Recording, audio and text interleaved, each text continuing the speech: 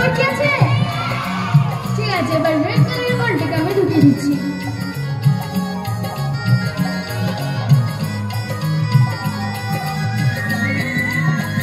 তো ফার্স্টে আমি দিলাম গ্রিন, তারপর দিলাম ইয়েলো, তারপর দিলাম রেড, তাই তো?